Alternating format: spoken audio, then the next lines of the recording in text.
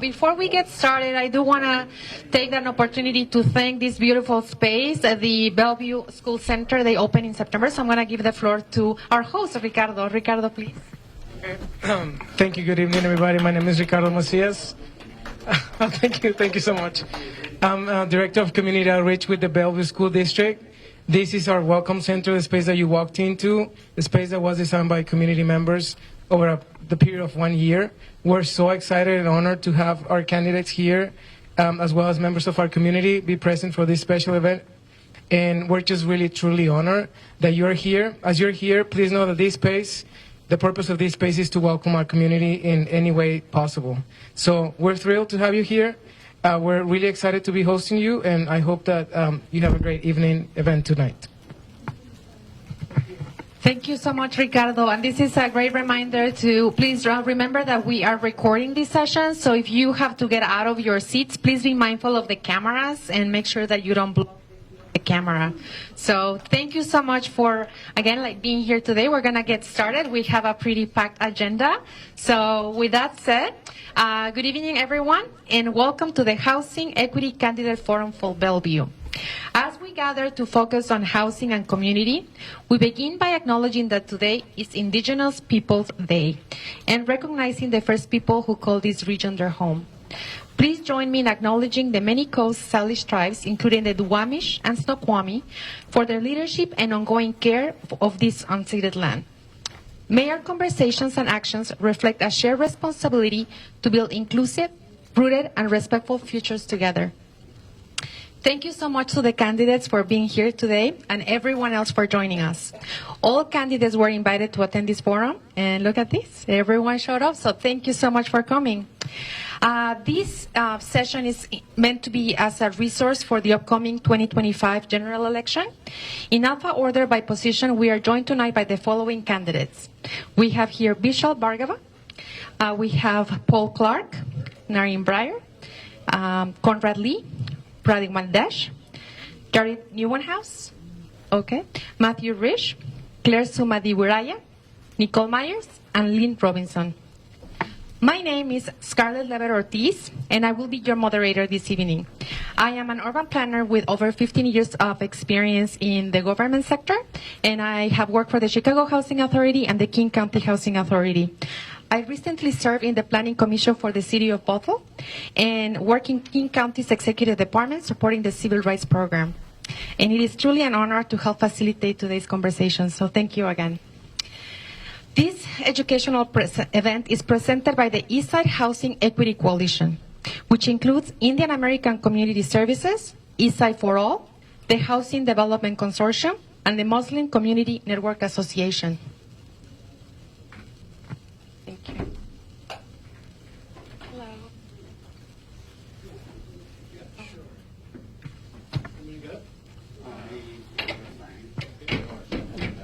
Maybe that would be easier. Okay. Sorry, everybody. That's okay, that's okay. There you go.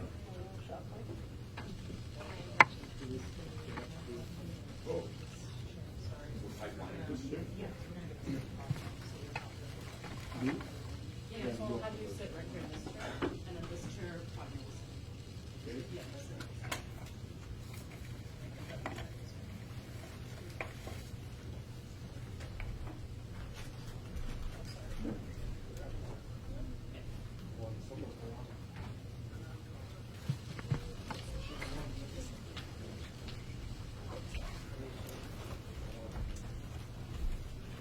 Okay, so now everyone is here. Thank you, Candidate Desh, for joining us.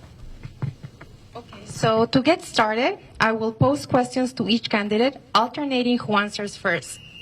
To keep things neutral and fair, we ask that all candidates stay within the allotted response time for each question. So we have the timer up here. To help with time management, we will have our timekeeper indicate when there is 15 seconds and no time left for each response. So if you go over, I will unfortunately interrupt you. So please be mindful of the time. The questions have been curated by the event organizers based on issues their communities have prioritized. This is not a debate format, so there won't be rebuttals here. For those in attendance, we invite you to share your takeaways from tonight with your families and friends.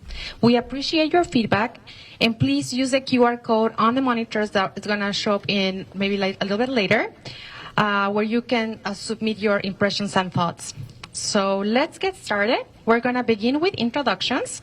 Please share a short word or phrase that defines you and the positions you're running for. We'll start with Bhargava.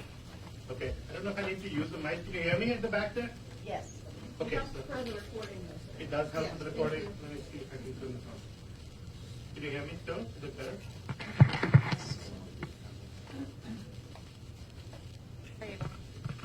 Now it's better? Yes. All right, so in 15 seconds, I see myself as a pragmatic, collaborative problem solver who balances growth and livability and is focused on delivering safe, affordable, and innovative outcomes for all residents in Bellevue. Thank you. All right, thank you everyone for being here. I'm Paul Clark, running for position 1. I'm a longtime downtown Bellevue resident, running to keep us on track with the kind of pragmatic, nonpartisan leadership that has made our city so successful. Good evening. One phrase I'd use is fresh, accountable, pragmatic, and responsible leadership. Thank you. I'm Conrad Lee, a longtime council member, first asked in minorities. Oh, I don't need it. Do I need it? Yeah, for the recording, yes. Okay, thank you. I'm Conrad Lee, your longtime council member and first ethnic minority mayor. I've worked to keep property taxes low, our city safe, and neighborhood livable, making Bellevue the thriving city is today. I look forward to earning your support again this November. So together, we can build a stronger, more welcoming Bellevue for all of us. Thank you. I'm Pradna Desh, and my short phrase is equitable access to growth, powered by innovation and kindness. Councilmember Jared Newenhouse, running for a third term. Reliable leadership, real results. And thank you so much to the League of Women Voters, MCNA, IACS, Eastside for All, and the Housing Development Consortium for hosting us this evening. Thank you.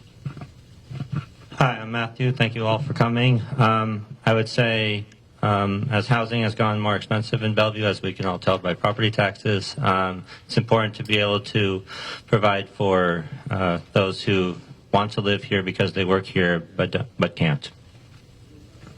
Hi, I'm Claire Suma Diweria, position number 5. My word is inclusive, collaborative, and welcoming. Hello, I'm Nicole Myers for position number 6. I want to bring in a big picture look that enables creative problem solving and will ensure high living standards for all Bellevue residents. Thank you. Lynn Robinson, running for re-election to the Bellevue City Council. I want to thank you for the delicious dinner tonight. That was super. My phrase that I have used since I ran first and 12 years ago is I believe in an equitable opportunity for everyone in Bellevue to have a high quality of life. Thank you so much. We're moving to the section Complete and Connected Communities. Living a healthy life is far more than just affordable and stable housing. It also involves access to affordable and diverse transit options with efficiency and frequency. Having varied businesses, amenities, recreational public spaces, and job opportunities, and trust in local and public institutions. For our candidates here, what factors or elements do you believe are most critical to build and sustain holistic or complete communities that are equitable and empower Black, Brown, and Indigenous community members to make decisions that promote this vision? So we start with Clark. Thank you for the question. I do think that where we build new housing is the most critical factor here. It's my belief that most of our new housing should go into our dense transit-rich areas like my neighborhood downtown. As a business owner who works from a home office / laboratory, I'm an engineer, I know how critical it is to be able to walk to the park, the store, the cafe for our physical, our mental health. COVID really showed us this. I think ensuring we properly incentivize developers to deliver third spaces in dense areas is really key to building the kind of complete communities that work for everybody. I've spoken with a number of small and often minority-owned businesses struggling to stay in Bellevue.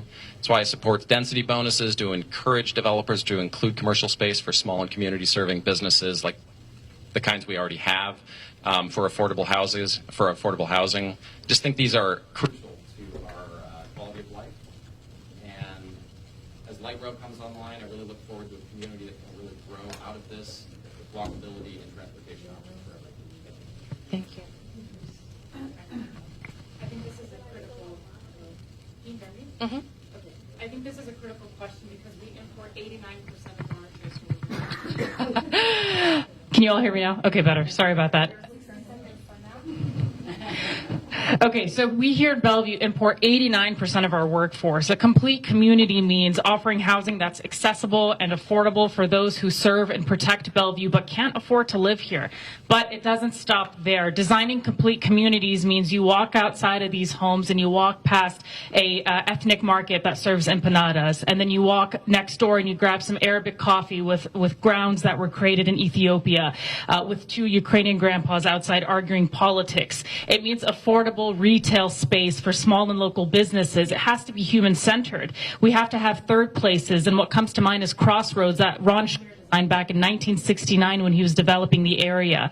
And we do this with strong partnerships with our private developers, our nonprofits, and this enables boosting our economy and building a sincere and holistic approach to our community development. Thank you so much. Thank you. It's a very good question. Bellevue has been doing the right. We've done a lot of good stuff. I understand the importance of, however, providing more homes that are affordable to every community, every population. Being an immigrant to this country, I feel that I am one of those that can serve. I lived here for 50 years, and I will be moving from where I'm living because I can afford to pay the taxes. So it's important we have homes that are affordable. However, we have to do it in the right places. We are developing within different transportation, TOT areas. So we're finding spot, but it has to happen gradually, slowly, but rightly. We have to have the money to do it. We have the finances. We have to be able to. We're doing a lot of this stuff. We just did this middle housing. Am I done? Okay, but anyway, Bellevue is doing the right. We'll continue to do it. It takes experience, takes steady hand, takes relationship in order to make those things happen. Speaking is one thing, wanting something is another, but doing it is very different, and I can provide it. I Thank can do you. it. Candidate Dash? Thank you. Complete communities starts with listening and sharing power. In Bellevue, that means co-designing with Black, Brown, and Indigenous neighbors through standing neighborhood councils, small recurring participatory budgeting, and grants that fund projects that people choose. We should pair every major development with community benefits agreements so that growth delivers what neighbors are actually asking for. Safe crossings, pocket parks, local retail, and cultural space at local public costs. Using public land first, streamlining predictable permitting, and leveraging existing tools such as the Arch Partnerships, Housing Stability and Affordable Housing Funds, so private investment carries more of the load. Of course, also building 15-minute neighborhoods near transit with mixed income, childcare, and small business space, and anchoring them with welcoming hubs like the new IACS Community Center. Congratulations on that, by the way. Finally, accountability, a public dashboard with targets by AMI and race so that we measure results and adjust quickly. That is innovation with kindness, more homes, opportunity, and designed with the communities that they serve. Thank you. Candidate Newenhouse? Thank you. This is an important question for me, being an immigrant myself. In short, I believe it's about maintaining a welcoming environment, and it's about communication. Bellevue succeeds when everybody has a voice in shaping our future. To build complete, equitable communities, we must ensure that all residents, but especially those historically underrepresented, have a voice, and that they have access to affordable housing, reliable transportation, and safe public spaces. That means broadening participation in city planning. That means improving outreach to diverse communities. That means encouraging involvement in our boards, in our commissions, and advisory groups that reflect the full diversity of Bellevue. Representation and diverse voices leads to better and more inclusive decision-making policy, but especially for an equitable and empowered Black, Brown, and Indigenous community members. Thank you. Candidate Rich? This is a great question. Thank you for it. One thing we have to focus on is making sure where housing is going is also easy for transportation, not just cars, but buses, I'm a temporary Uber driver, and I know there's a lot of people who need help who are on the outskirts of our town. And so having alternatives as well as like bikes, electric scooters is really important. So we make sure that everybody has the ability to travel and live here. Thank you. I believe that housing equity is racial equity. So when the teachers earn $70,000 and cannot afford a house home here, and then the hospitality worker only make $43,000, must commute hours to get here. And we are seeing who's get displaced. Our working family, BIPOC community, immigrants who built the city. As an immigrant myself, through Belden Ventures, I work directly with refugees, domestic violence survivors, and BIPOC youth. I've seen how housing instability cascades to job loss, educational disruption, and health crisis every day. This is not just a topic to me. It is actually what I work with every day. And first, I think the most important part is preserve naturally occurring affordable housing, projects like affordable housing in diverse communities. And then secondly, create pathway for home ownership of community historically being discriminated from the lending process. Myers? Hello. I believe that we need to have two things: options for people, and we also need to give them a voice in what is changing in their community. First of all, for the options, we need to provide housing options, of course, housing at different scales, housing for people with different needs, housing that enables people to set down roots in Bellevue and either have families or spend their retirement here, whatever it is that supports them. Second, we need to have options for transportation, options to allow people to get around by car freely or feel safe if they're a pedestrian or bike user. And also for, I also think that the voice needs to be heard from the community, and I'm very passionate about creating transparency about what is coming up in city decisions. So I hope you'll get involved even more than just coming out tonight. Thank you. Thank you.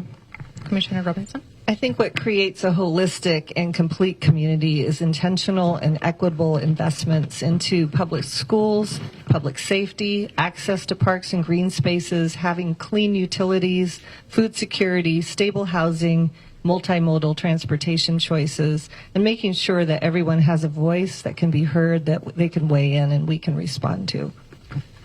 Thank you. Candidate Barker? Yeah, thank you.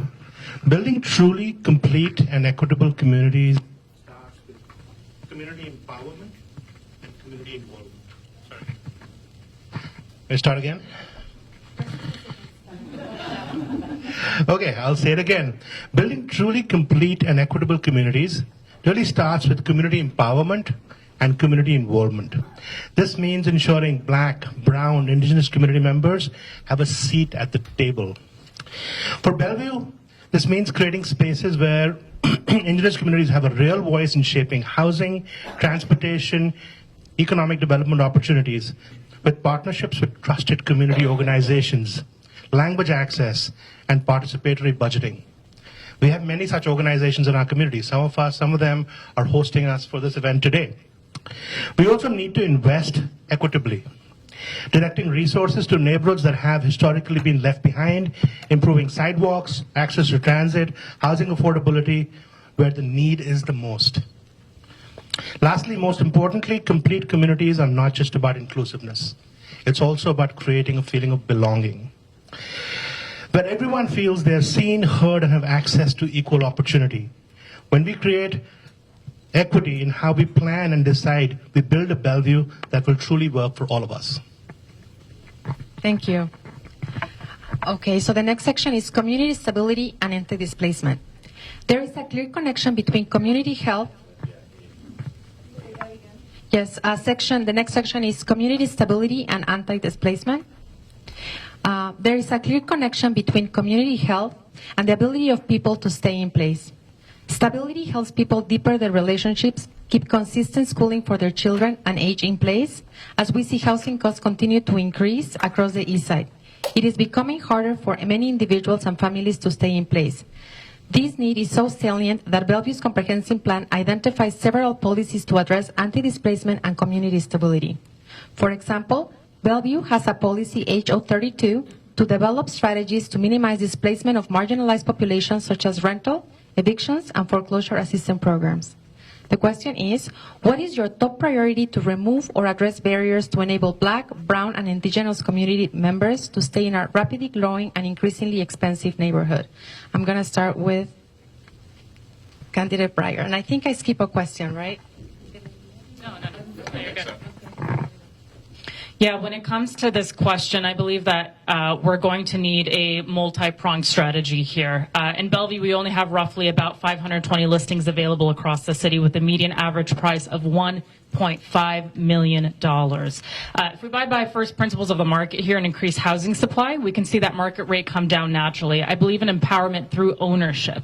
And so many senior citizens that I speak to can't afford to downsize their homes in the neighborhood that they grew up in. There's a number of folks that I've spoken to who now live in a 4-5 bedroom house that can't afford to downsize, and so they end up going to Snoqualmie, North Bend, or other cities. They're displaced by their own city. If we offer that missing middle, it offers an opportunity for these folks to stay in the places and protect the residents of these neighborhoods. We have to implement new configurations of homes that allow various options at various costs, and this will require a proactive leader. And with all due respect to my opponent, Mr. Lee, during the Housing Land Use Code Amendment vote, he was asking what walkability and what stack flats and these terms mean. We have to have a leader who can understand and follow the policies that are being implemented. Thank you. Thank you. Candidate Lee?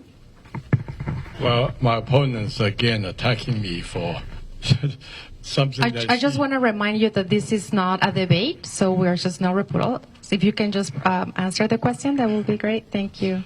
Yes, well, Bellevue has been doing as much as we can. And I think it's reality that people would like to come to live in Bellevue, supply and demand. However, obviously, we would have people living here. We need to take care of them, for sure. As an immigrant, I came here many years ago. I worked my way up there. If I came here, I cannot afford it.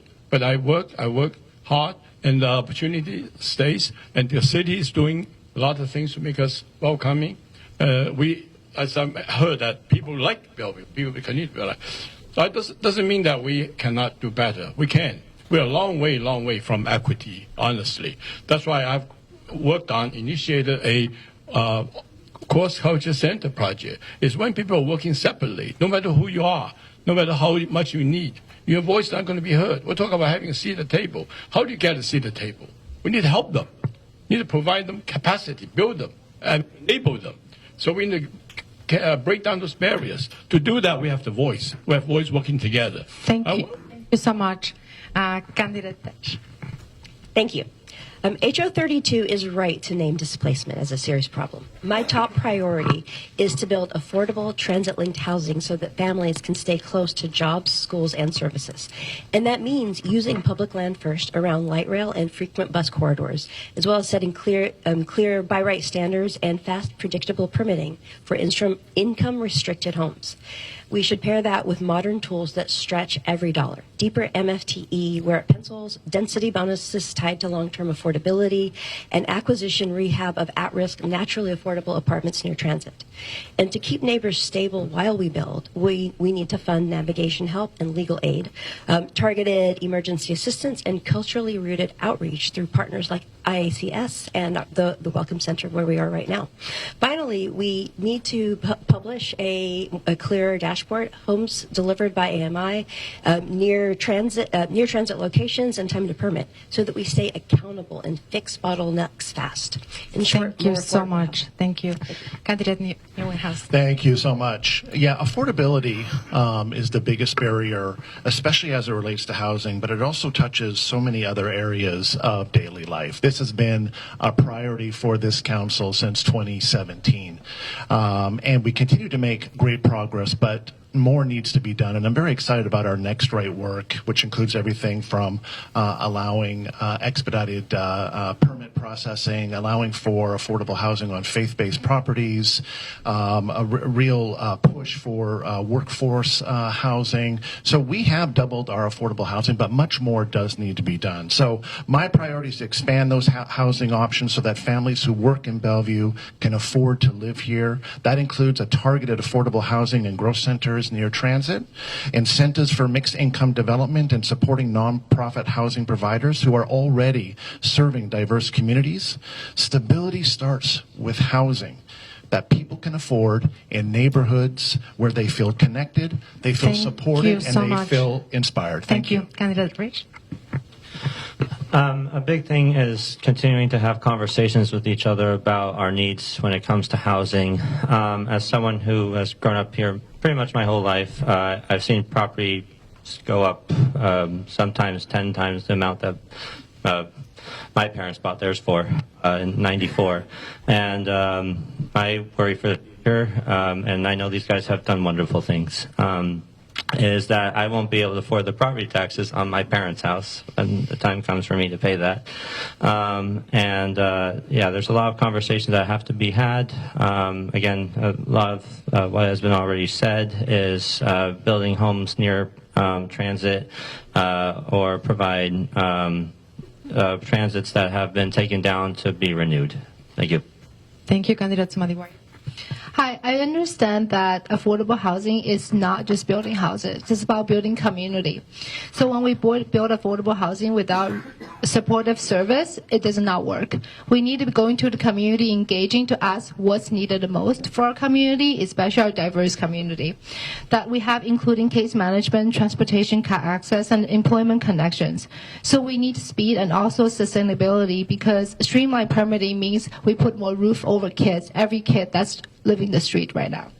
And second of all, I believe that it's really important to prioritize affordable housing, diverse community, not just concentrating poverty and highlighting what the kids don't have, what our family don't have, but we showcase the goodness in people, knowing that together we can build a stronger, more inclusive city where everyone can have a home here. Thank you. Candidate Myers? Thank you. I think the first challenge for Bellevue is to ensure that as we deal with changes such as the HOMA process, that City Council makes sure that we don't lose out on any of the housing development that's currently in the pipeline. Next, I think the people living in the affordable housing should be fixed, and it's the rents that should fluctuate, not the other way around. So as your income goes up, hopefully you still maintain eligibility for the housing, and you don't have to leave even if you're now able to pay more. Next, I think I agree with Candidate Desch that we really need to have information for a given household composition, how long it takes a family like yours to obtain housing, just so you can plan for it and figure out what's likely to happen to you. And then also, I think we need to keep data on rental losses, because we know that with some of the changes and development that's happening, people are already getting displaced from long-time rental homes. And Thank you so much. All right, thank you. Candidate Robinson? Well, I think the goal for me is to keep our community whole and keep our families whole. And many of you in the room were gathering with me during COVID every week to look at the emerging needs of the community and try to keep our community together.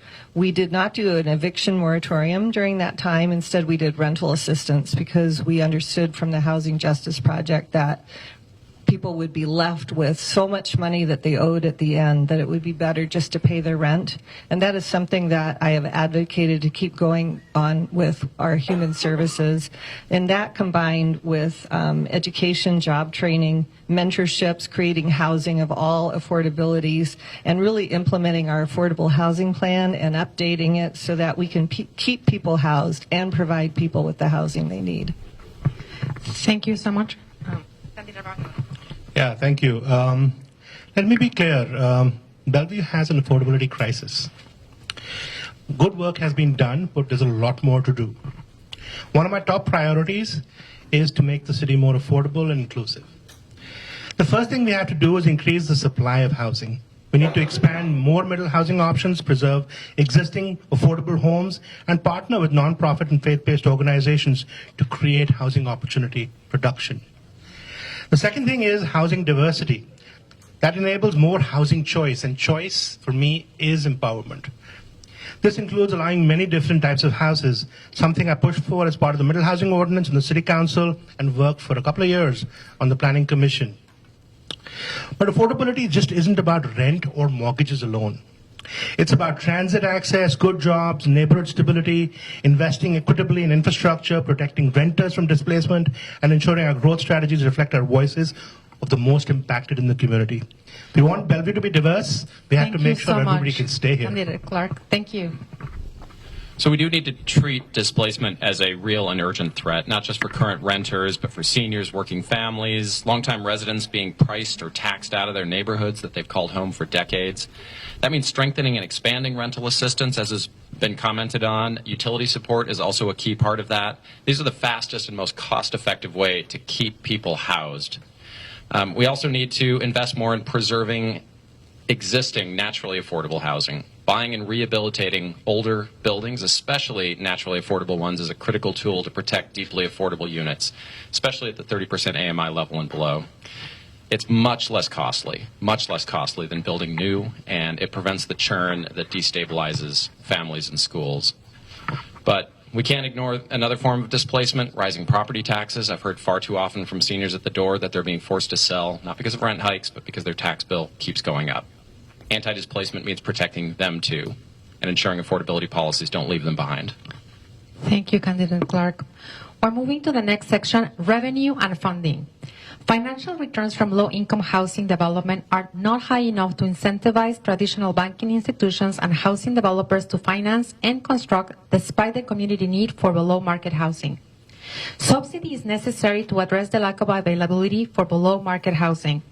A single new housing development often uses 5 or more different types of competitive funding from federal, state, regional, local, and/or private sources. Governments at all levels have many opportunities to collect revenues for affordable housing from a variety of sources, including taxes, levies, and fees. Local funding, in particular, makes it possible for new developments to be competitive in applying for the state and federal resources needed to fund an affordable community. What are your top 2 revenue sources or priorities to support for affordable housing development, operations, and community services? Please be specific, and we start with Candidate Lee. Your 60 seconds. Okay. Obviously, it's very important to have the lower cost to build. That's reflecting the cost. So, number one, the city need to have a better permitting system. It'll be more, less cumbersome, and so they will lower the cost. Right now, the cost building is high and unpredictable for builders to build because it will take about 2-3 years to get the permit when you apply before it gets done. So the council is working very hard to reduce it to shorter time, 2 years, maybe eventually 1. With AI and all that stuff, I think it's a doable thing. Second, of course, we need to provide in priority how much fund can we provide. We have to compete with a lot of the priorities. But this, as we mentioned, it's very important. So we definitely have to put the highest priority. But there are other transport system as well, as we heard, infrastructure, transportation, utility. All that to be considered. So we have to go to the federal government where the money is. That's why we have to build relations with the federal government, even though it's getting tough. But as a group, as a minorities group that are suffering, we need to speak out. We need to be Thank you so much. Candidate Dash? Thank you. I think the question's regarding the top 2 revenue sources. So the first is that to fully deploy and tightly target Bellevue's existing housing dollars, the 0.1% HB 1590 Housing Stability Program, plus the Affordable Housing Fund, which is to build and preserve income-restricted homes at light rail and frequent bus locations, and to cover essential operations and services. Bellevue already budgets $20 million in the Housing Stability Program and $10 million in the Affordable Housing Fund in the current round, and I prioritize site acquisition, rehabilitation near transit, pair with federal low-income housing tax credits, and publish time to permitting and AMI delivery metrics so we move faster and stay accountable. And the second is to stretch every local dollar by leveraging public and private land value, using long-term ground leases on public land, calibrate our in lieu affordability contributions so they pencil out, and co-fund through Archer's Housing Trust Fund. And this helps to keep the tax burden low while unlocking more units. Thank you very much. Services. Candidate Johan. Well, thanks for the great question. First, I support continuing Bellevue's regional investment in Arch, a regional coalition for housing. It's a proven model that allows cities to pool resources and fund affordable housing regionally and where it's needed most. Second, Bellevue is investing in affordable housing directly through two key revenue sources, which I support and proudly champion. First, our housing stability program, funded by, as mentioned, our local sales tax under House Bill 1590. And it supports deeply affordable housing and services to residents facing homelessness or housing instability. Second, our affordable housing fund uses developer fee in lieu payments, which was part of our middle housing discussion. I was proud to vote for $150,000 of fee in lieu that goes into that fund now. And it helps preserve housing for families earning below 80% of the area median income. Together, these funds prioritize housing development, operations, community services, and we can get more done by aligning both the local investments with regional and state level opportunities. Thank you so much, Candidate Rich. Sorry, can you repeat the question? Yes, the question is, what are your top revenue sources or priorities to support for affordable housing development, operations, and community services? This is a really good question. Probably need to do more research on the subject, but I'll give it my best shot. I would say, as we've mentioned, property taxes are pretty high, so that's already a revenue source that we can use. And then continuing to work with local nonprofits or businesses that want to stay here and want to make sure their employees can get to work would be another way we could supply revenue for such things. Thank you. Thank you. Candidate Samadiwala. Thank you for my idea of supporting the funding. I think there's two points. One is encouraging developers who want to invest in your community. Other than fee in lieu, also there's other things like MFTE that we encourage developers to have more housing for us in exchange of building up and building bigger for the community. Because we know that when a developer is investing in a community, we are going to build a city that works for everyone. It's not only for the business, but for the people who that's the community who needs the most. Second of all, encourage public and private partnership. For example, Amazon pledged to invest $100 million in your community to build affordable housing. And there's hundreds of units in the way, and there's more on the way as well. So that is a perfect partnership. We want to encourage funding, as we know that the federal funding is drying up. So we have to be creative and innovative, and also be welcoming, knowing that we can do this together, because together we are stronger. Thank you. Candidate Myers. Thank you. When we look at whether a housing option is affordable now, we look at your utilities, things except for cell phone. We look at the projected price of parking. We don't necessarily think about the entire cost of your transportation picture with that housing piece of your budget. And I think the two are really kind of predictable and should be factored in together in a way that incentivizes housing delivery, specifically in places where people don't have to pay for their own personal vehicle and they can save money that way. I think we can also lower the barriers to small groups providing affordable housing with the co-living options that are coming in December. So pay attention. There's going to be a co-living info session soon. And basically it means that we can have natural affordability at 40 to 60% AMI. And you could do these, on a single family lot. It doesn't take as much investment to get involved, to build a community, to create housing that people are really going to love living in. Thank you so much. Thank you. Candidate Robbins. So in order to create affordable housing, you need policy, partnerships, and funding. And policy like incentives, MFTE, partnerships like Arch, Microsoft, Amazon. And then Bellevue does have two affordable housing funds that Jared mentioned. We have the Affordable Housing Fund itself with the fees in lieu, and then also sales tax that we collect. And then we have the Housing Stability Fund that is funded by the House Bill 1590 money. And we are, we share that with Arch. We're creating a lot of housing, but we can also make it cheaper to build. And so we're doing that by allowing church properties to develop. And then also we have 3 city-owned surplus properties that we have just contracted out to develop into deep affordable housing. Thank you so much. Candidate Bhargava? Thank you. To expand affordable housing and community service, Bellevue needs both sustainable funding and strong partnerships. My top 2 priorities are the following. First, I would focus on growing and leveraging Bellevue's Affordable Housing Fund. Growing it through developer contributions, in lieu fees, and conjunction with the state and regional funding that have already been mentioned. This helps us leverage the growth we continue to see in Bellevue to directly increase funds to build affordable housing projects and preserve existing units. The second, I'd prioritize using surplus public land, public-private partnerships for affordable housing projects, especially near transit and services. Bellevue has already allowed faith-based organizations to build affordable housing on surplus land. This approach helps Bellevue add affordable housing without displacing existing residents and strengthens partnerships with trusted community institutions.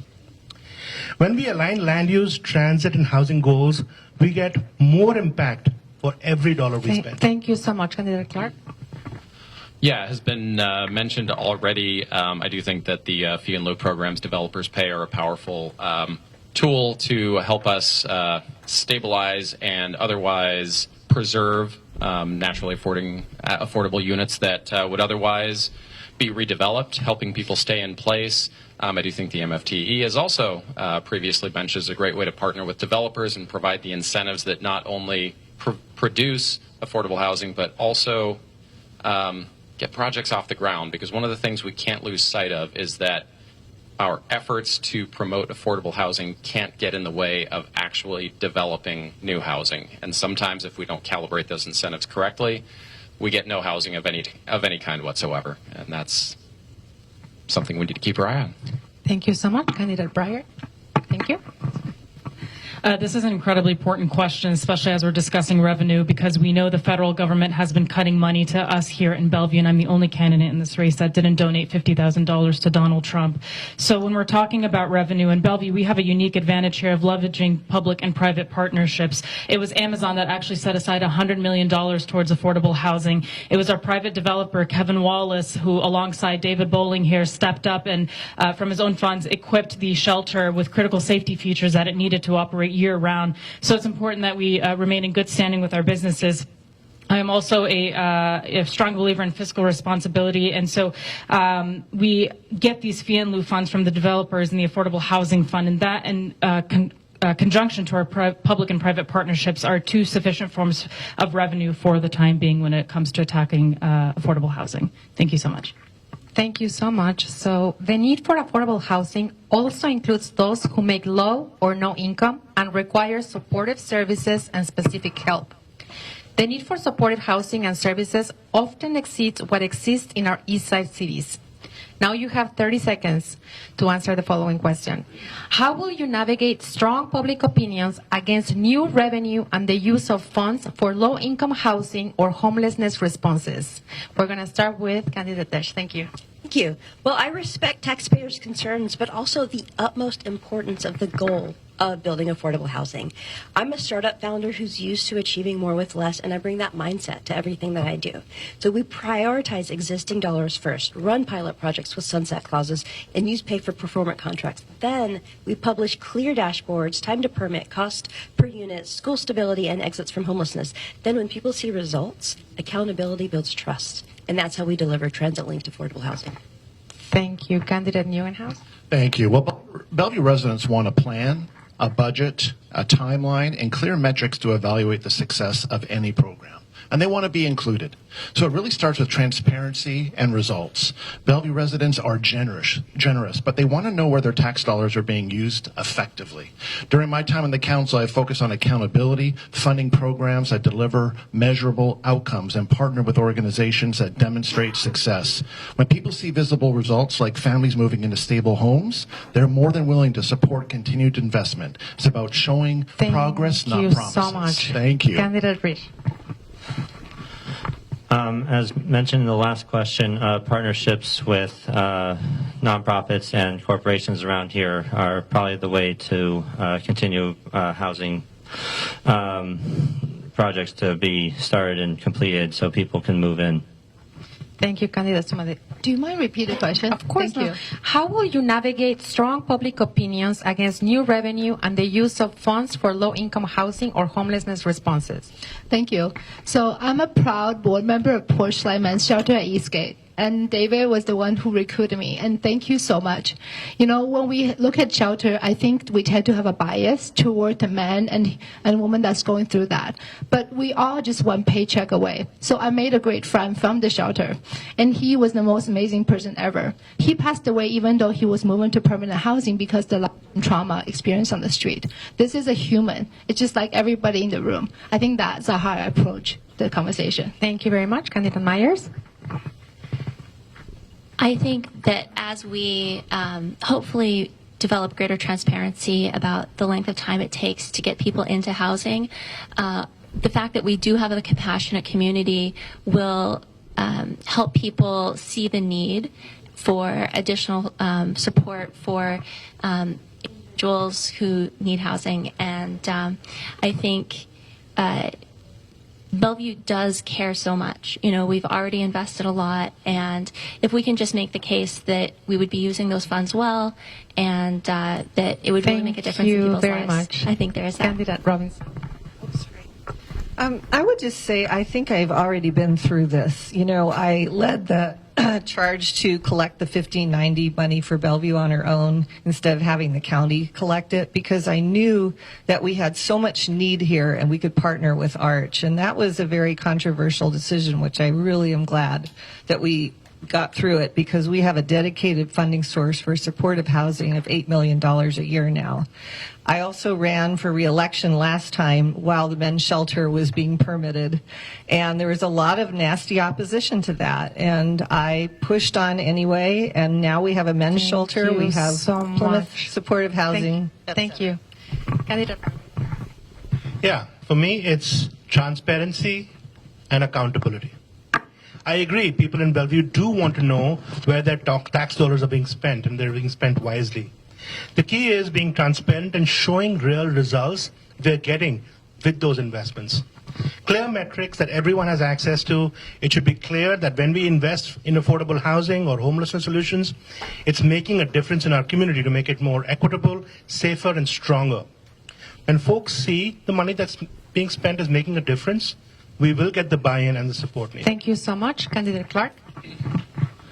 Yeah, I mean, I will listen to the objections and build consensus for a reasonable compromise. That's something that has been a bit lacking in the recent middle housing push. And as I said, we need to make sure as well that as we pursue these options that we are not taxing people out of their homes. We can't just be content with positive growth in revenue. We can't just say grow the pie. We'll have all the resources that we need to make and avoid having to make hard priority calls.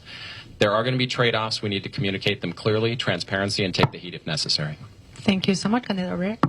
In Bellevue, the number of high school students experiencing homelessness has increased dramatically over the past decade. And I can't tell you the amount of brown, black, and indigenous people that I've spoken to who are also concerned about safety near the Eastgate campus. I know folks may not want to talk about it, but there was a recent homicide there. Parents are concerned. It's important to discuss this and confront it face on.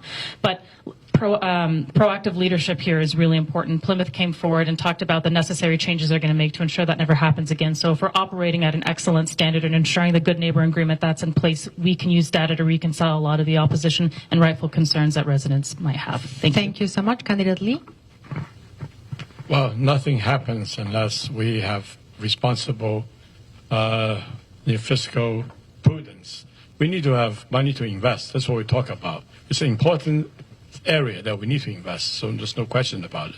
But we need to make sure the public is willing to understand what we're investing in. It's a cost and benefit question. So the Bellevue citizen will support it. We need to be mindful of everybody's working together, and we need to know how the money is spent. And we'll continue to work on that. We have sources from everywhere, but we're going to keep on looking at them. Thank and this is you proactive. so much. Otherwise, Bellevue will Thank not be you where it is today, unless very we're much. proactive.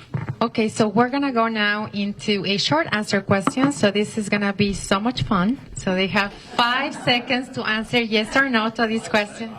Yes, so I love this one, okay? So in this section, we will ask a series of short questions on various topics. We will pose each short question and then allow you to respond before moving on to the next question. You will have 5 seconds to respond. We will keep the following responses in order, starting with candidate Newenhouse. You have the mic, beautiful, and then you just passing along. So question number 1. Do you support additional investments in resources for people who are unhoused and who need supportive services? Yes. Yes. Okay. Yes. I do. Okay. Absolutely, yes. Yes. Yes. Yes. You want me to take 5 seconds to say yes? Yes. Okay. Do you support inclusionary zoning? And you can start now. Yes. Inclusionary zoning? Yes. Oh, yes. Yes. I believe in inclusionary everywhere. As long as we get on-site performance. Yes. No to mandatory inclusionary. Yes. Yes. However, no mandatory. Thank you. Okay. Thank you. Do you support the creation of city-funded down payment assistance programs available to first-generation home buyers and low and moderate-income home buyers? Yes? Yes. Yes. Yes. Yes. Yes. We do that working with Habitat for Humanity. Absolutely, yes. Yes, it's a great idea. Yes, subject to cost-benefit analysis like any program. Yes. Yes, with the provisions that we need to analyze, make sure that, it's worthwhile. Thank you. Thank you. All right. Thank you so much. So now we're moving into the section housing-specific policy areas. Recent federal actions have got Medicaid, which is a key fund source for services and operations in permanent supportive housing, and more cuts to homelessness response systems in the federal appropriations budget loom. Given this... Okay, let's see. Is this better? Okay. Is this better? Okay. Recent federal actions have got Medicaid, which is a key fund source for services and operations in permanent supportive housing, and more cuts to homelessness response systems in the federal appropriations budget loom. Given this environment, what is your top strategy to ensure the ongoing seating and operational sustainability of permanent supportive housing, emergency shelters, and homelessness-related services continues? You have 60 seconds, and we start with candidate Rich. Yeah, so to rely on the feds right now, I think it's a bad decision. But in terms of local or state, I think our fellow congregants, or yeah, I'll just use that word, are willing to work with us to make sure that we continue to meet our goals for the future. Thank you. Candidate Sumadir. I believe that housing stability means preventing homelessness before it even happens.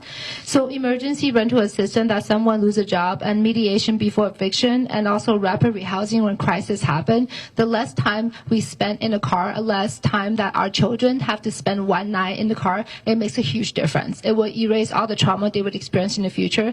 Secondly, I believe that people need a wraparound support. That service, I'm talking about childcare, so a single mom like me with 3 children can go to work every day, and I can be on this campaign trail. And then also transportation to job that's closer, and mental health services that preventing any kind of shortcut barrier for a community-based organization to host forum just like this. So we are on the ground to providing services, because affordable housing is just not about only operations, it's about people coming together. Thank you. Candidate Myers? I believe the key here is making sure that we do end up having a positive impact on the immediately adjacent community, so that siting doesn't become as contentious as it has been.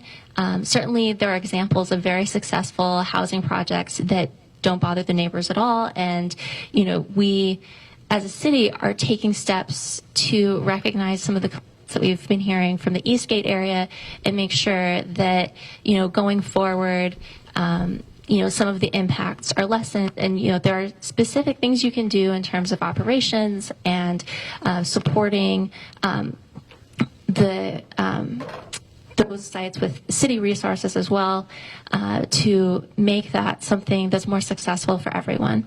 I think once, you know, I haven't lived in Bellevue as long as some people, but they've talked about various other sites that could have been considered for housing, and I think if we can show that, you know, it is a success, then hopefully we will get more Thank you very much. acceptance Thank in the you, other Candidate areas. Robinson. Thank you.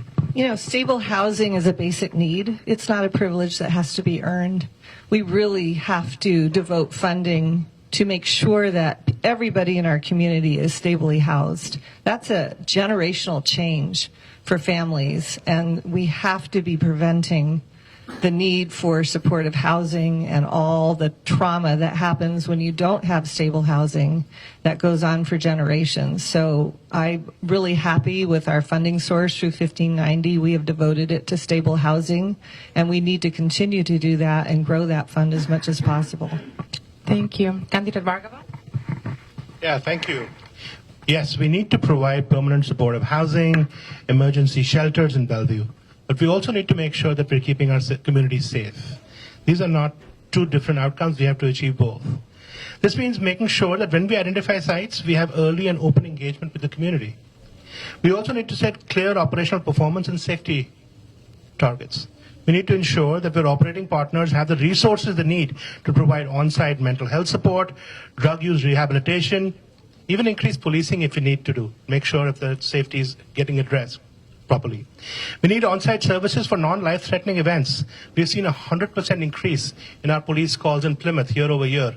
And so a simple on-site, non-emergency resolution will really go a long way to reduce the demand on policing. Lastly, when it comes to homelessness, regional solutions have not worked for us. We need to make sure we're investing in homelessness prevention through rental assistance or eviction prevention. We need to drive compassionate enforcement, mental health support, drug use support, and lastly, services to get people back on track. Thank you, Candidate Clark. Yes, supportive housing only works when it earns and keeps the trust of both its residents and its neighbors. That means clear expectations, safety plans, accountability. When the council implemented HB 1195 a few years ago, state-mandated zoning to allow for this permanent supportive housing, we had opportunities to add guardrails.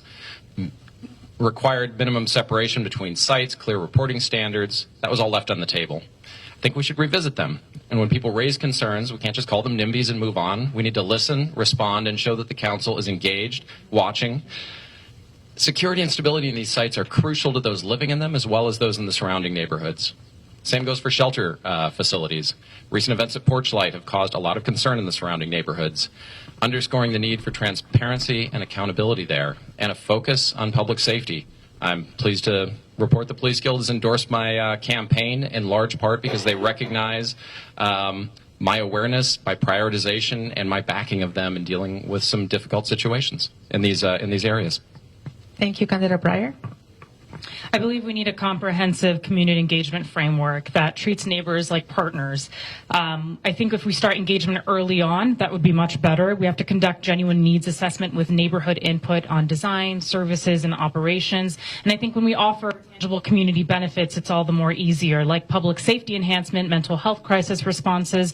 But we also have to show that well-run facilities don't increase crime or decrease property values. And that means operational excellence is really non-negotiable here. So we have to have 24/7 staffing, rapid response protocols for concerns, regular community liaison meetings, and create accountability mechanisms with real consequences. And I think with all these contentions in place, we can build a safe facility. Thank you. Candidate Lee? Devil is in the detail. We all have very good visions. The people of Bellevue are very compassionate. They want to make sure that we have options to meet everybody's needs when they are there. The question is, when they happen, when we house them, there are many, many issues are related.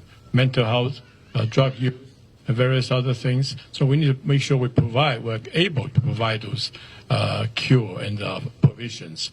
And obviously, public safety is important because sometimes these measures we provide may not be adequate. But the thing is that we don't know for sure until it happens. So we need to be sure that we do understand, we need to be prepared, and we need to be listening to the neighbors, make sure that everybody is heard, make sure their concerns are addressed. So we need to be transparent. We need to know what happens, and when it happens, we need to step on it immediately. So there's no question about the need for it, but we need to do it in the right way. Thank you. Thank you, Candidate Dash. Thank you. In the years that I've lived in Bellevue, 3 times I specifically heard of a family that was just about to experience homelessness, and they came to me and I heard about this. And each time I gave them free access to my house's basement apartment, because I just can't allow something like this to happen whenever there's something I can personally do about it. On a citywide level, my top strategy is care with accountability. Build where services and transit already are. Fund operations with reliable sources and provide results in public. Site permanent supportive housing, shelters, and services near light rail and frequent buses. Clinics and workforce hubs using public land when possible and by right criteria to cut delays.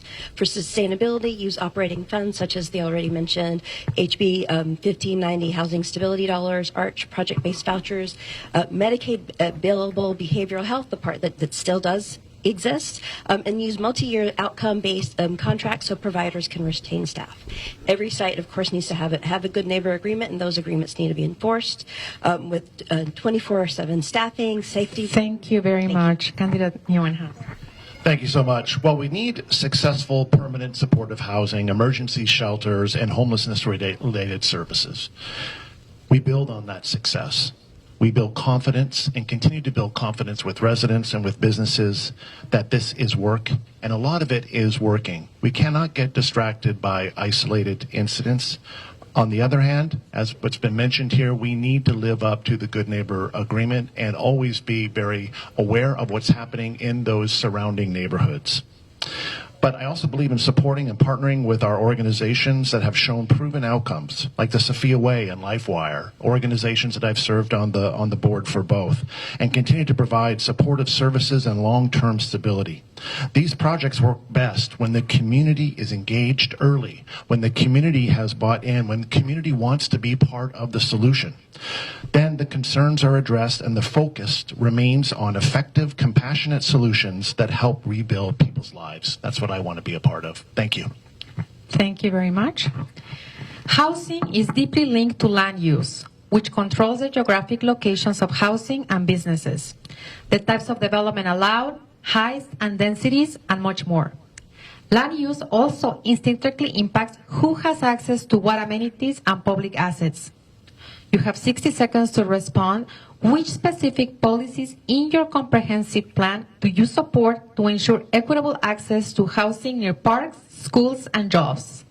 Candidate Sumati Buria. Thank you.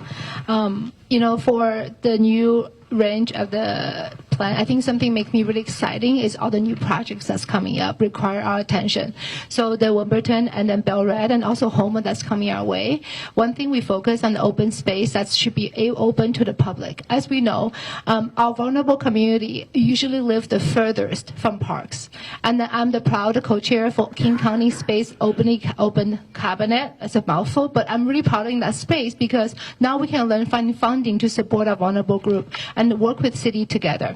Something that I think that's really amazing that these new projects are adding options for our community and then focus on the workforce development. These applies to teachers, to students, and then to the family that needs the most who can take care of each other. At Belden, we started hiring kids with special needs from the school district, and that is amazing because our comprehensive plan is talking about taking humans and then taking care of each other in the community. That's what makes us stronger. Thank you. Candidate Myers? I believe all of Bellevue is an area of opportunity, and I think certain things in the intentionality we've brought to designing the community and in our comprehensive plan are going to ensure that. First of all, the distance to parks is something that we have targeted for a long time. Also, we, in the most recent comprehensive plan, are working on access to parks for underserved communities so that you have better trail connections, better safe sidewalk access to those parks that are near you. And then the recent comprehensive plan changes also added a lot about air quality. I also believe noise is really important, and it's something that, recently changed to allow 40% more noise in sleeping areas and apartments. We could go back to the way it was before, and, in our new multifamily housing, we should require that it not be excessively noisy because that's such a huge thing for people's lives. I also think transportation is a key part of this near jobs. So we have to make sure that we fight for better transit and that we don't continue to... Thank you very much. Candidate Robinson? So 15 years ago, our parks were not accessible to people with disabilities equitably. If you were in a chair or had a stroller, you had to enter by the dumpster where there was a curb cut out. When I was on the Parks Board, I made sure that we started doing equitable access for all our parks, and now all the newer parks, and we've even retrofit our older parks to have accessibility equitably in the front entrance. And in our comp plan, I had put in that parks are accessible to all. So we need to really think about it from the beginning and plan for these type of amenities for everybody. And I think that transit-oriented communities, which I like to call TOD, is going to be a really great way to try to get more housing for everybody, whether it's multifamily, single family, more townhomes, and give people that opportunity to live without a car, live closer to school, live closer to where they work. Thank you very much. Candidate Ledvar. Thank you. I had the privilege of actually chairing the Planning Commission last year and actually helped shepherd the comprehensive plan update. So I'm deeply supportive of many of the policies in the comprehensive plan. So I'll call out a few specifically that I have strong feelings for. Encourage mixed use and middle housing near transit, schools, and parks, so families of all incomes have access to our great neighborhoods. Second, preserving and expanding affordable housing near major transit centers and light rail, reducing commute times and our reliance on cars. Third, invest in pedestrian bike connectivity alongside housing growth, so every neighborhood remains livable and connected. Equitable access to housing isn't just about where we build it. It's also about building complete, inclusive communities to surround them, building connectivity so everybody feels like they belong. Thank you. Candidate Clark? Well, the most important thing, as others have said, is just to build more housing at all levels of affordability, including market rate, including workforce housing, including 30% AMI and below. And rather than build out infrastructure near the new housing, it's best to build the housing where that infrastructure either exists or where there's a solid plan in place for that. That's our growth corridors: downtown, Belred, Wilburton, and eventually Eastgate and Factoria. I know from my long service on the Parks and Community Services Board, 7 years now, I'm about to term limit off of there, that we have underserved areas all around the city with little to no access to parks or trails. I supported the 2022 Parks and Open Spaces Levy to address this inequity, and I want to make sure that as we go forward, we not only ensure that areas that are geographically lacking parks and trails are addressed, but also urban areas where those parks and trails can become overcrowded. Those are both key things to keep our eye on. Thank you. Candidate Breyer? I pulled specific policy IDs from the comprehensive plan to reference. So housing policy 18, 19, and 43 are all very exciting to me because they focus on more homes where there's frequent transit and day-to-day services and major job nodes already. We have to allow a range of middle-scale homes, duplexes, townhomes, small apartments across the city so that families that grow up here can afford to come back. We have to plan affordable housing where mobility costs are low near high transit areas.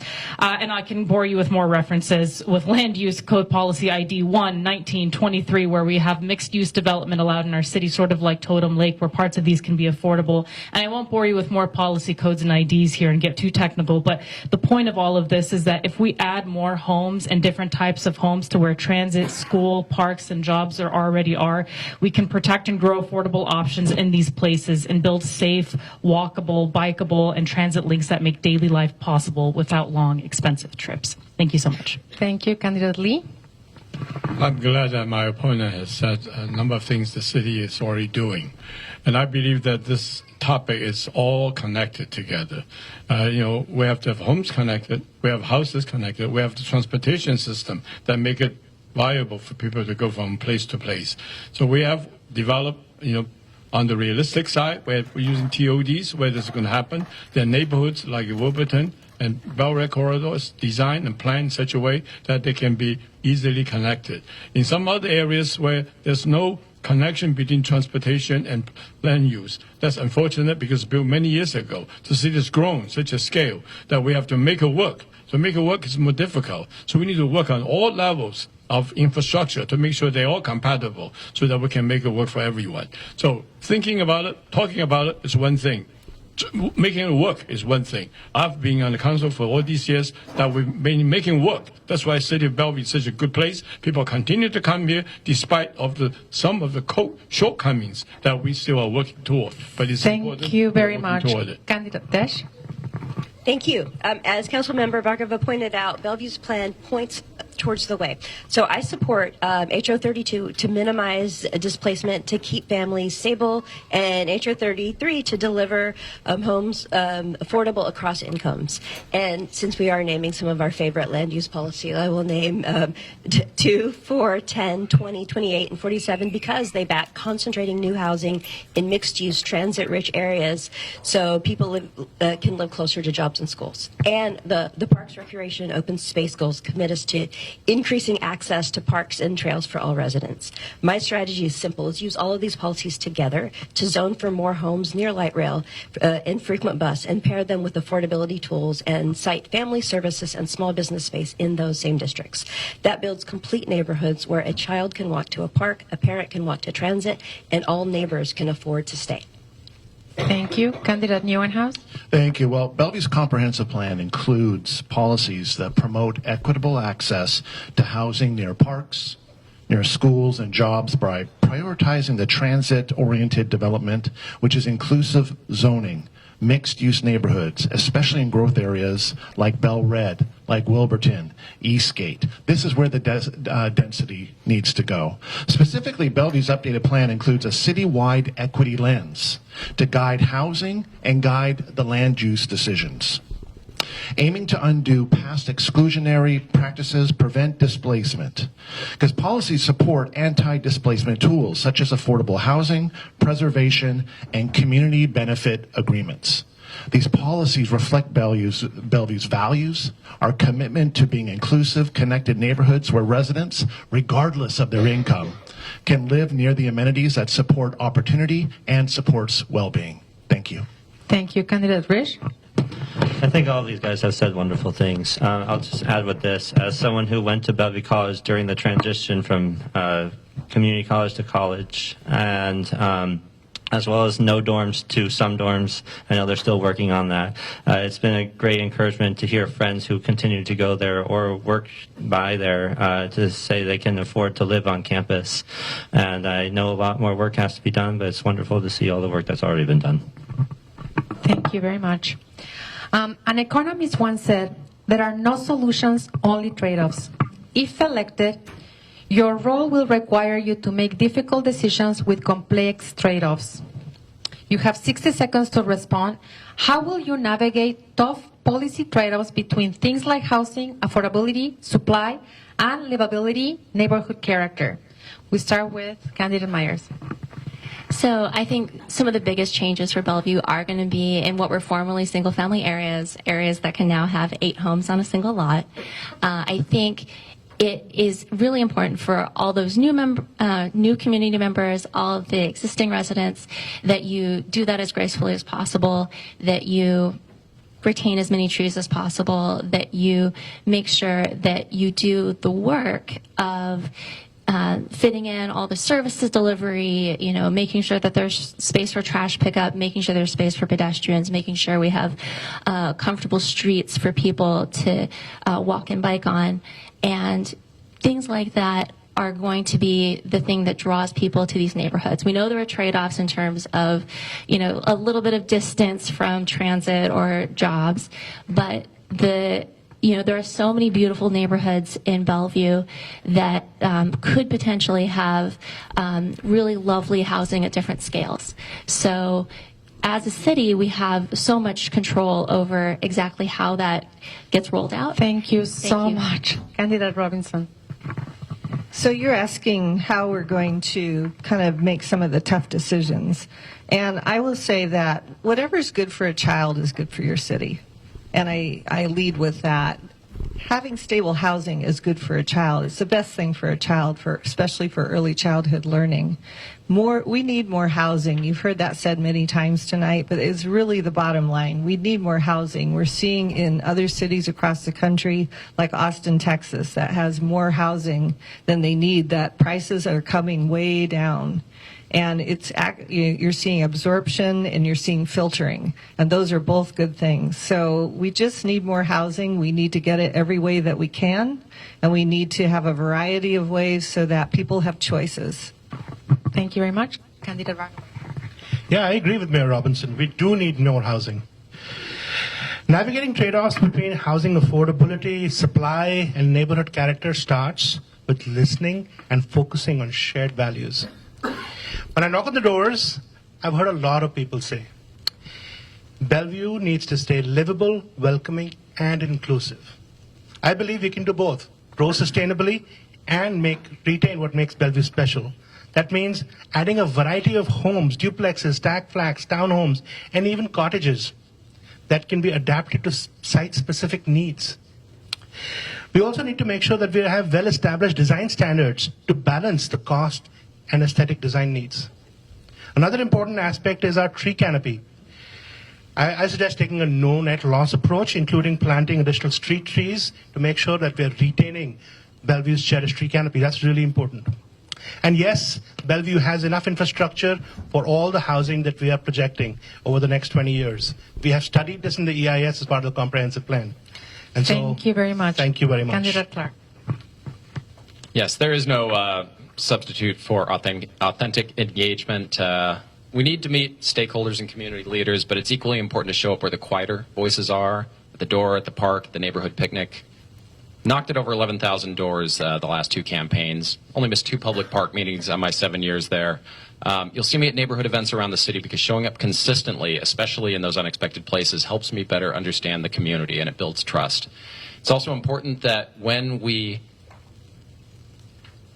communicate our policies, communicate our preferences to the voters, that we don't overpromise. I think we, especially regarding affordable housing, we can get out ahead of ourselves and start making claims about unrealistic degrees of affordability. I'm a big believer in expanding housing capacity, but we have to recognize that that's about relieving cost pressure. We don't know yet at this point whether prices are actually going to come down. And when we start promising things that we don't know are going to come to pass, it breeds distrust. Thank you. Candidate Breyer. I am not afraid of tough policy decisions. I worked on human rights strategy in Iraq and Syria, where our base was a few kilometers away from ISIS. Whereas my opponent voted against light rail routes near Bellevue when 58% of the public voted in favor of it. The aforementioned items of affordable housing, of neighborhood character, these things are not antithetical to one another. We build affordable housing by increasing the supply. It doesn't have to be difficult. We lose our neighborhood character when our kids who grow up here cannot afford to come back here. When our senior citizens are having to move all the way out to Black Diamond or Snoqualmie because they're getting aged out of the city that they grew up in. These contentions like more housing, abiding by first principles of the market, investing in transit, and investing in affordable retail space is how we protect our city and our character so that we have local shops and not all just Walmarts and McDonald's. So this is how we protect our neighborhood character. These things can be quite aligned with one another. Thank you. Thank you. Candidate Lee? With my opponent living in the city of Bellevue for less than 2 years. Just as a reminder. How does she know about what Bellevue citizen wants? How does she know about the value of the city? I've lived in the city for 50-some years, and I've served on the council for 32 years because I want to serve you. To serve you, that means I want to give you options. I want to know each of you. What are you thinking about? What do you want? What do you want? I like options. That's where options come from. I've been listening. I've been talking to you. You know, people have doorbells, 1,000 doorbells, 10,000. In my 30 years, 8 times running, I've doorbell much more than that many doors talking to you. And I've listened to you constantly. I know what you're talking about. I don't make a decision for you. I listen to you so I know how decision can be made for you. That's where the option comes from. That's why I'm continue to listen to you, want to know what I can do, what you're talking to me about, and listen to various opinions and accommodate them, make decisions. It's not easy because people don't think the same way. But I've gone through. Over the 30 years, Bellevue has gone to where it is Thank today. you very much, It's success. Candidate Lee. So we're Thank you. proven. I'm a proven Candidate factor. Dash, thank you. Thank you. I'm going to go a little bit of a different direction. Matthew, I appreciate your calling out Bellevue College. I appreciate that a lot. I'm the chairman of the board there. It's a place that I'm really proud of because I know that affordability matters greatly to our students, our faculty, our staff there, as well as our community. And I also believe that Bellevue can do both, more homes and livability. And my approach is to add supply, add speed, and add standards because it really matters. First, grow where it fits best near light rail, frequent bus, and commercial corridors used by right zoning so good projects move fast. And second is set clear design standards. Height transitions, tree canopy, open space, quiet street traffic calming so added housing feels like Bellevue. It feels livable. And then third is pair growth with affordability tools and anti-displacement steps like preservation and right to return near transit. And the fourth is to fix cost drivers, predictable permits, modernized parking, unbundled managed curb, and standardized plans to lower rents. And then finally, I mentioned that accountability really matters and builds trust. So publishing a more complete... Thank you very much, Candidate Neuenhuis. Thank you so much. Well, this is where experience matters. And I think also it's also a time where courage matters. Courage to stand up and focus on what is best for Bellevue. Too often, it is easy for electeds to get easily swayed by partisan politics, outside activists that have their own agenda. But who is on that council? You want them representing you.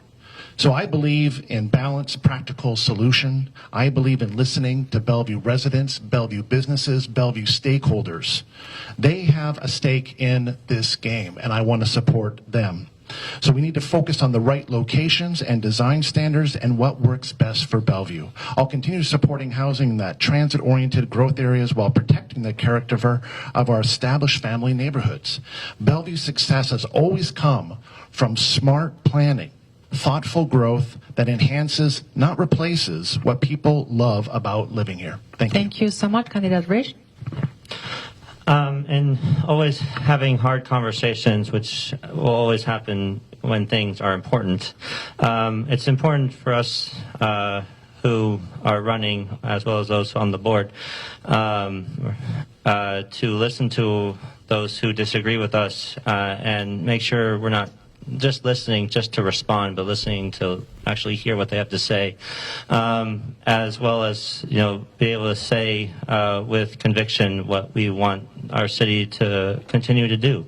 Again, I agree with a lot of these guys on how we handle this situation in housing, and for those who tend to disagree, we welcome the conversation. So please come talk to us, come talk to each other. Thank you. Thank you, Candidate Sumadi. Thank you. I believe once difficult, hard conversation, we have to have a very clear North Star. For me, having a policy that's focused on, that's compassionate, consistent, and also committed, that's put our community first, should be the policy we put in the core of our growth and also our future planning. For me, I was appointed by King Duncan Singh to the King County Immigrant and Refugee Commission, and also sat on 8 different charity boards because I know the meaning of compassion. We need more affordable housing that's able to provide different teachers from the school district. I remember when I first moved here 30 years ago, I didn't see a teacher look like me, but now my kids can actually learn new things with teacher look like them. That is priceless. Like the mayor said, what is we made for our kids' future, it should be most top priority, and the policy is made for humans. So it's made for all of us to thrive together. When the policy is now made for the most vulnerable group, it's not a policy for anybody. Thank you so much. So we are moving to the conclusion. So as we conclude our event, we want to thank all the candidates again for taking the time to share your perspectives on these important issues around belonging, access, and affordable housing. Before we end, we'd like to provide one last opportunity for you to share an open-ended response. And as a reminder, this is not a debate, so just provide your response. Please sum up your vision for the city and share any final reflections about why you think voters should support support you for City Council. You have 60 seconds, and we begin with candidate Robinson. Well, I've been a champion for the community in Bellevue for 12 years, and I look around the room and I recognize so many of you, and you've also been in the trenches working for the better good for everybody in Bellevue, and I'd really love to continue that work with you, and I thank you for your involvement. Thank you. Candidate Bhargava. Yeah, let me just start by saying my vision for Bellevue is a city that leads with innovation, prioritizes affordability, prioritizes safety, and continues to deliver a strong economy that's delivering for everyone. I believe in thoughtful, data-driven decision-making, not in partisan politics. I'm a collaborator, bringing people together to solve challenging problems. I do have the honor to have the support and endorsement of every single council member, all of my peers, as a testament to my ability to work with everyone because they have seen me and trust me to deliver results for Bellevue. My goal is to keep Bellevue stay vibrant, connected, safe, and inclusive. And I humbly ask for your vote. Thank you. Candidate Clark. Yeah, I live in the heart of Bellevue's growth, downtown with my wife and daughter. Urban living isn't some kind of abstraction for me. We live it every day, just as I've done for over 20 years. And that's why I'm running, because council needs someone with skin in the game who understands the real impacts of decision-making on these new growth areas that we've all talked about tonight. Decisions involving housing, safety, transportation, quality of life. Also, as an engineer and small business owner, I bring practical problem-solving skills to the table. Someone who served nearly a decade on Bellevue's boards and commissions, I know how the city works. I know how to work with others and deliver results. My knowledge and commitment to the city were why the Seattle Times endorsed me for the second time in 2 years. Those roles have also given me a lot of experience listening, learning from residents all across the city, turning their thoughts into actions. And I've campaigned similarly, again, with the 11,000 doors over the last 2 years. I do that because I love this city and I want to make sure your voice is heard and incorporated into what we do. Please vote Clark for Bellevue. Thank you. Thank you. Candidate Breyer. I am running for a more affordable, safe, and connected Bellevue. I'm proud that my campaign has brought together voices from across this political spectrum, from conservatives, moderates, to even progressives, because people recognize we need pragmatic leadership. That's why one of my opponent's volunteers actually just joined our campaign yesterday and started door knocking. It's why I've earned the endorsement of the Seattle Times, Asman Salahadin, Vandana Slatter, Amy Wallen, and many others. Our generation is inheriting the policies being passed right now. We have to have someone on the diocese who will inherit these votes and have some skin in the game. Voters deserve a representative who does their homework, who understands the implication of their votes, and who shows up consistently. Thank you so much. Thank you. Candidate Lee. 2 years is not skin in the game. Bellevue is a great city. It doesn't happen by accident.